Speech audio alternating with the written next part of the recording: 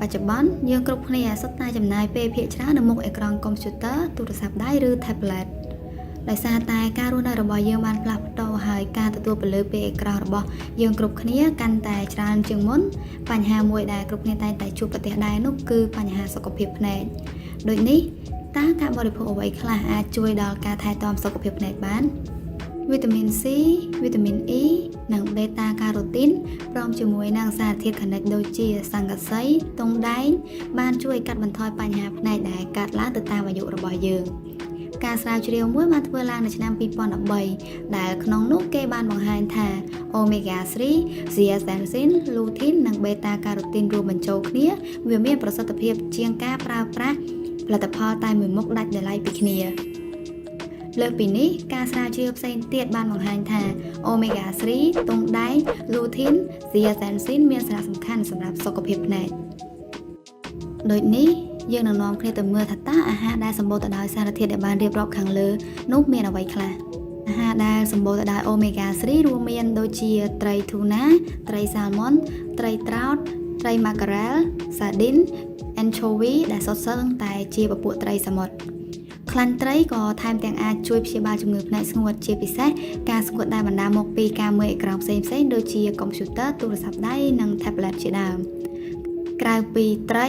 គ្រាប់ធញ្ញជាតិក៏សម្បូរទៅដោយ omega 3 ដូចគ្នាលើសពីនេះវាក៏សម្បូរទៅដោយវីតាមីន E ដែលជួយការពារភ្នែកពីការខូចខាតទៅតាមវ័យគ្រាប់ធញ្ញជាតិដែលសម្បូរទៅដោយ omega 3 រួមមាន chia seed flax seed និង hemp seed ជាដើមចំណែកផ្លែឈើដែលសម្បូរទៅដោយវីតាមីន C មានដូចជាពពួកក្រូចយើងដឹងហើយថាវីតាមីន C ជាសារធាតុប្រឆាំងអុកស៊ីតកម្មដ៏ល្អដូចគ្នានឹងវីតាមីន E ដែរវាមាននៅក្នុងពពួកក្រូចដូចជាក្រូចឆ្មាក្រូចពោធិ៍សាត់ក្រូចថ្លុងនិងបន្លែបៃតងដែរម្យ៉ាងវិញទៀតបន្លែបៃតងវាក៏សម្បូរទៅដោយ lutein និង zeaxanthin ថែមទៀតលើពីនេះបន្លែបៃតងដូចជាពូជលែងឬយើងហៅថា spinach, kale, collard និងការ៉ុតជាដើមហ្នឹងវាសម្បូរទៅដោយវីតាមីននិង beta carotene ដែល beta carotene នេះវាធ្វើឲ្យការ៉ុតហ្នឹងមានពណ៌ទឹកក្រូចហើយវាមានសារៈសំខាន់សម្រាប់ភ្នែកព្រោះវាជាធាតុផ្សំរបស់ប្រូតេអ៊ីនឈ្មោះថា rhodopsin ដែលជួយទៅក្នុងរេទីនក្នុងការស្រូបយកពន្លឺតាមការស្រាវជ្រាវបង្ហាញថារាងកាយត្រូវការសារធាតុចិញ្ចឹមដើម្បីបង្កើតជាវីតាមីន A ដែលសារធាតុចិញ្ចឹមទាំងនោះមាននៅក្នុងការ៉ុតផ្កាខាត់ណាល្ពៅដំឡូងពណ៌ស្វាយនិងផ្កាខាត់ណាពណ៌ខៀវជាដើមលើពីនេះដំឡូងពណ៌ស្វាយថែមទាំងមានវីតាមីន E ដែលជាសារធាតុប្រឆាំងអុកស៊ីតកម្មដ៏ល្អថែមទៀតសាច់គោសម្បូរទៅដោយសង្កសីដែលជាសារធាតុសំខាន់មួយទៀតសម្រាប់សុខភាពភ្នែកព្រោះវាជួយកាត់បន្ថយបញ្ហាភ្នែកញញប់ទៅតាមអាយុកាលជាពិសេសរេទីននិងសាច់ដុំជុំវិញរេទីនសម្បូរទៅដោយសង្កសីហើយចំពោះសាច់សត្វផ្សេងទៀតដូចជាទ្រូងមាន់សាច់ជ្រូកក៏មានសារធាតុសង្កសីដែរប៉ុន្តែវាមានក្នុងបរិមាណតិចជាងសាច់គោចំណុចមួយទៀតស៊ុតវាក៏ជាប្រភពរបស់ lutein និង zeaxanthin ហើយវាក៏សម្បូរទៅដោយវីតាមីន C និង E ដែរ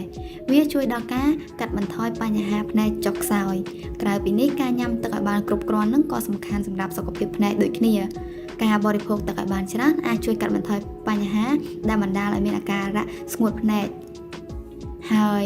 យើងដឹងហើយថាអាហារជាគន្លឹះសំខាន់មួយសម្រាប់ការថែទាំសុខភាពដូច្នេះយើងគួរយកចិត្តទុកដាក់ចំពោះអ្វីដែលយើងបានបរិភោគដើម្បីទទួលបានសុខភាពល្អ